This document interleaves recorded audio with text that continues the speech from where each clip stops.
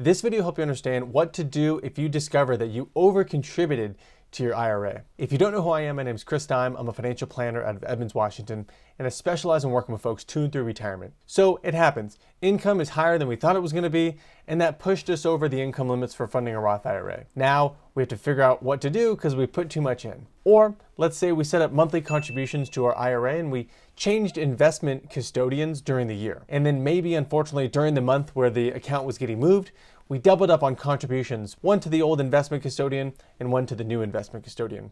So we put an extra month in of contributions. Or let's say you did the math and you found out you need to put in this much a month to reach your annual contribution goal, but we selected bi-weekly instead of just monthly, and that resulted in an extra contribution going into the account.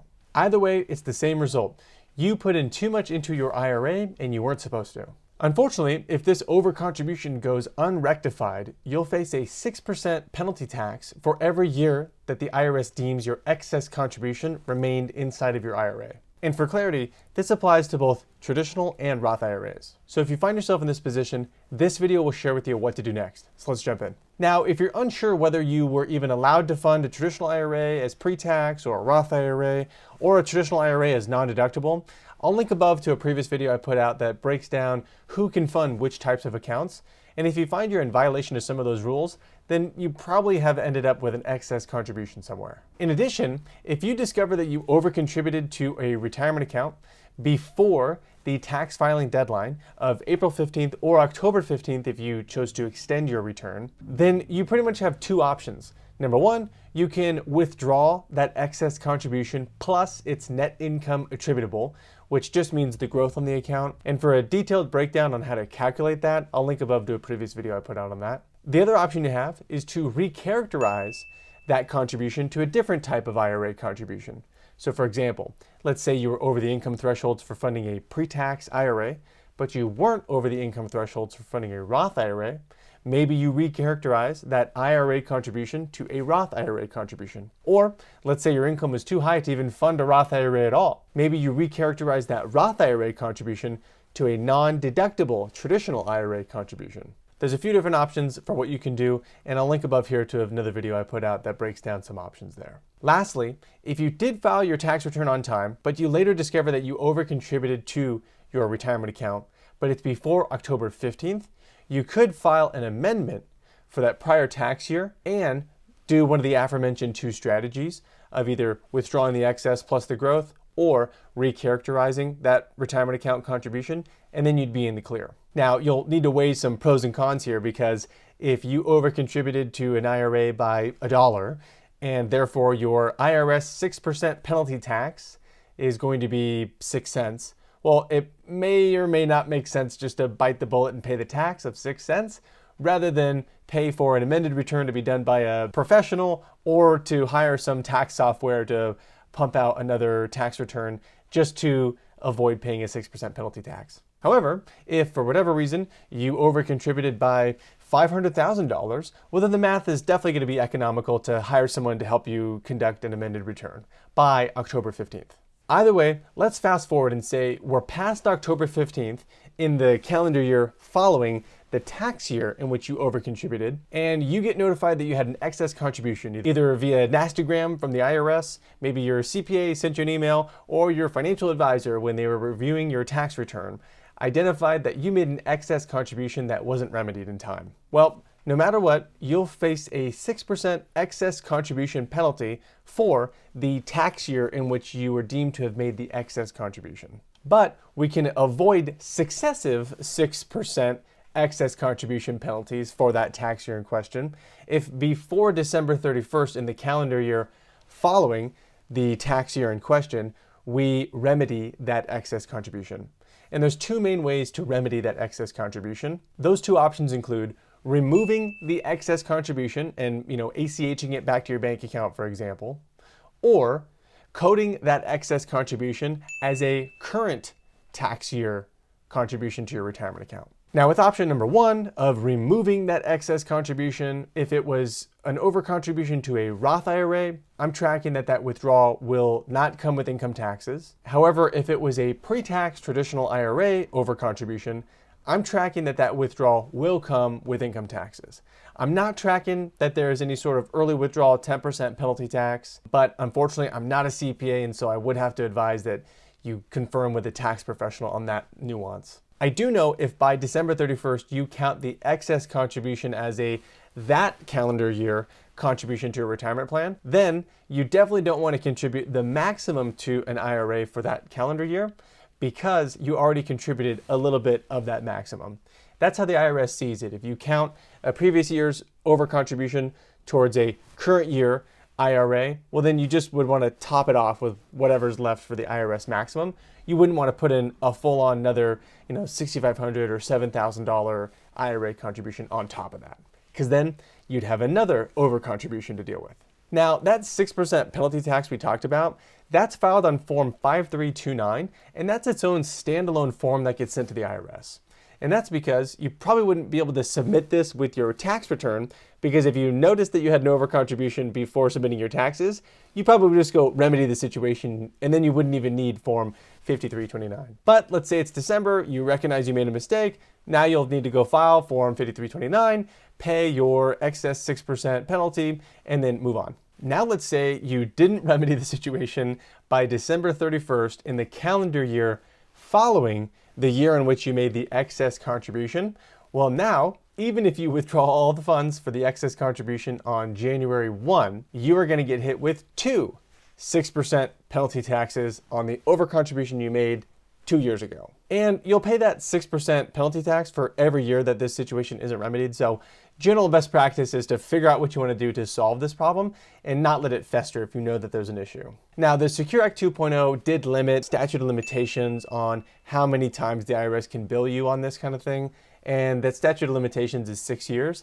That being said, if you're knowingly doing this and it's been about 6 years, my hunch is you'll have some other penalties and fees to deal with, most namely maybe tax fraud if you know you're violating the rules and you're not doing anything about it. Now, we'll cover a quick example of those dates in a second just because it is a little bit confusing.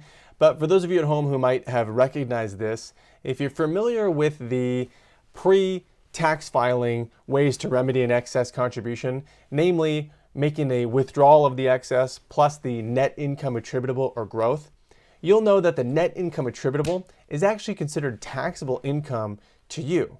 Now, there's no more 10% early withdrawal penalty tax, whether you're over or under 59.5. That was done away with the Secure Act 2.0, and that's nice. However, the net income attributable, aka the earnings, those are still income taxable when you take those funds out. However, when you're going to correct an excess contribution for a tax year that's passed, aka you didn't meet that October 15th deadline, well, you actually only need to withdraw the excess contribution to be in good standing with the IRS.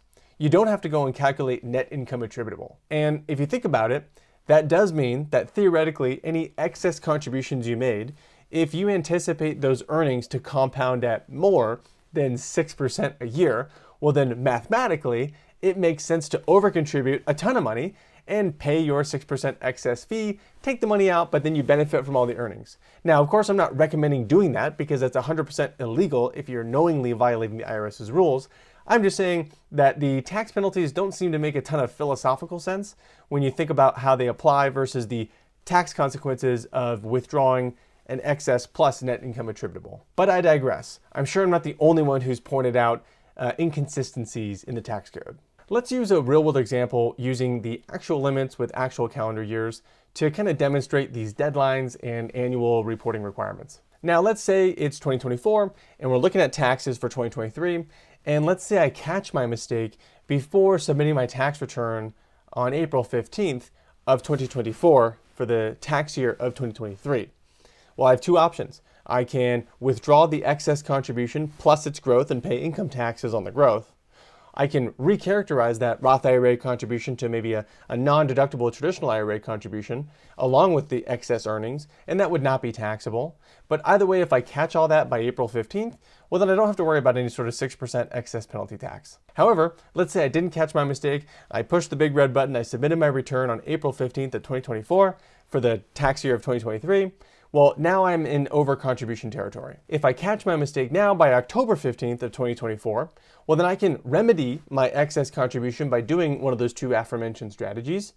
And then I would need to also file an amended tax return. If, however, I don't catch my mistake until November of 2024, and I realize I made an excess contribution in the tax year of 2023, then I've got two options. Option one, I can withdraw that excess contribution of $6,500 and then we're done with it. Or I can apply that $6,500 excess contribution to the tax year of 2024. Either way though, I'll owe the IRS 6% in fees on the $6,500 excess contribution I made in the tax year of 2023. Now, odds are if one is over the income thresholds for funding a Roth IRA in a previous tax year, aka 2023, odds are when I do 2024's return in the spring of 2025, I will also be over those income thresholds again. So generally, I'm not a huge fan of applying excess contributions to future tax years, but it is a strategy that's available out there. For me, the simplest thing is just to withdraw the excess contribution. Now let's say it's December 31st, 2024. I caught my mistake, but I didn't take any action until January of 2025. Well, now I get to send the IRS two penalty checks for 6% on the $6,500 for the tax year of 2023 and $6,500 times 6% for the tax year of 2024. And the IRS gets two lovely checks for me because I didn't take any action to correct my mistake. And this problem continues to compound until I take some action and remove the excess contribution. And to avoid paying that fee a third time, I would have until December 31st of 2025 to remove that excess contribution based on my overcontribution from the tax year of 2023. But then again, if instead of choosing to withdraw that excess contribution to be in the IRS's good graces, we choose to code that excess contribution as a current calendar year contribution to a retirement account, just remember if you do that, and let's just say you qualify, your income's low enough or whatever, just remember, don't then go and put in another $6,500, put in whatever the IRS maximum is minus what you coded for this calendar year based on that overcontribution, and then contribute just the delta or whatever's left over.